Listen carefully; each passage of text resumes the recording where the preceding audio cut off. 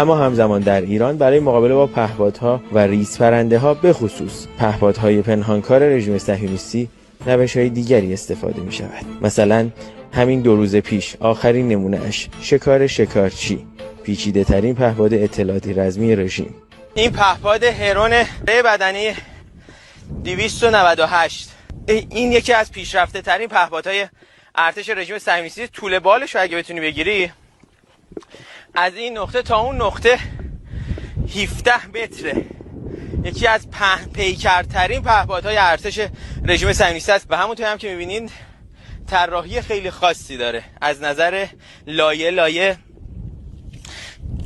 تجهیزاتی که روی بدنش کشیده شد. بخشی از بدن سالم، اگر همکار تصویر آدم بتونه دقیق نشون بده، ببینید اینها هم بخش از الیاف جاذبه امواج را داره. بعد این الیاف زوزنقه‌ایه که حالا وزنش رو سبک می‌کنه برای کار و لایه‌های مختلف پلاستیک و الیاف خاص نظامی رو شما می‌بینید که اینها همگی برای جذب امواج راداره.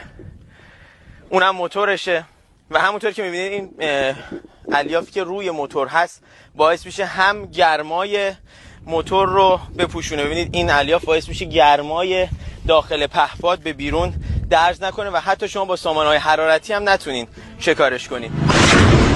شکارچی هرون این سامانه است.